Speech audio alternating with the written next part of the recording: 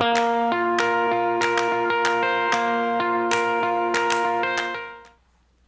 friends, it's Ashley, and today I'm here with a new layout for Cocoa Daisy, and I am using the August Spice Market Traveler's Notebook Memory Keeping Kit.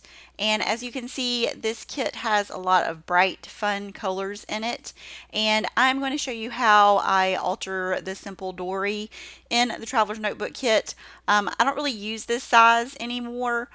Just because I like to have the rings and the Life Crafted albums, just so I can have a little bit more room to play with dimension. But these simple dories have some great pattern papers in them. So I decided to go through the book and punch out some 2-inch circles of some of the pattern papers that I thought I might want to use on my layout. So I'm just going to go through here and do about, I think I do about 6 or so of these. And I am going to cut them in half because I'm going to use them to create kind of a scallop design that goes along the background of my layout. So I'm just going to go ahead and trim all of these just straight across. So I have kind of the same size halves of the circles. I'm just kind of eyeballing it. And I want to kind of get it in place because I have another idea of something I want to do in the background before I adhere these down. So I'm just trying to get a feel for the placement and see how far down these will come, just where I want them to be on my background page. So I just want to get a few of those in place to get an idea of that. And then I'm going to grab the rub-ons. I never thought I would be so excited again about rub-ons, but these are definitely one of my favorite things in the Cocoa Daisy kits. I love them so much, and I've used them from all of the past. I think I've had 4 kits so far since I've been on the design team, and I just love the rub-ons. Like, I'm going to put rub-ons all over this layout, so be prepared. So I'm going to get those kind of in place, and then I want to kind of put these where they're going to kind of layer behind the little scallops. One great thing about these rub-ons in this kit, they give you kind of a mixed media look because there's like a lot of brush strokes and splatters. So I really wanted to add this in the background to give it that look.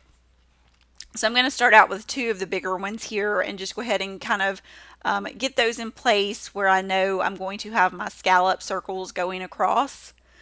And then I'm just going to get a couple of these in place. I do have my background papers taped down, so instead of lifting those up and going ahead and cutting these pieces, I am just going to use my pencil to mark those and then cut them.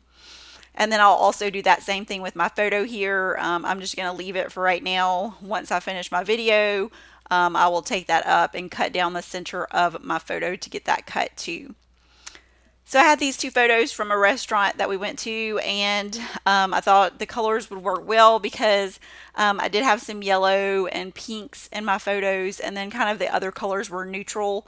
So I liked how the photos worked with the colors in the kit.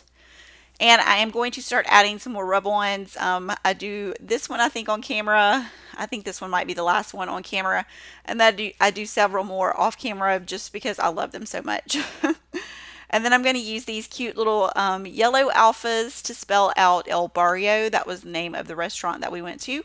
And it is in Birmingham, Alabama, and it's one of our favorites when we were in that, or when we are in that area to go to. And there are lots of other ways you could use the papers from the Simple Dory. You could use them with a cut file. You could use them as extra background papers. Just lots of fun things you could do. But I really love the scallop. And I do have something that kind of inspired that scallop idea that you'll see in a few minutes here on the video that I haven't brought in yet. I wanted to grab my stickers, and this is the sticker kit, and see what stickers would go on the layout. So I found a couple that had some food themed stickers. This one says "this meal" and the other one said "foodie." So I'm going to grab those and add those to the photos just to kind of overlap and just give some interest to the photo clusters. And then I am using a couple of the die cuts from the Traveler's Notebook kit. These die cuts are adhesive backed, which I really love. So you don't have to add any adhesive to them. All you have to do is peel the back off and just add it right to your projects. So I'm going to use a couple of those around the layout. And then the chipboard pieces are kind of what inspired the idea. You can see the little half circle shapes that it has on the chipboard sheet along with some other shapes. And I wanted to use the favorite photo and add that under my main photo. And it kind of worked out to where it kind of overlapped, so I just went ahead and cut that so I could put it on both sides of the page. So I'm just going to get that in place, and these are also adhesive back, so all you have to do is stick those down too. And then I had another one of those little phrase die cuts from the kit that I wanted to add in, so I do place that one under the smaller photo. And then since I had so much color going on, I decided I wanted to do one of the little mandalas in some black. So I grabbed the black ink and just stamp a few of those in a visual triangle just to add some contrast with the black ink to all of those fun bright colors.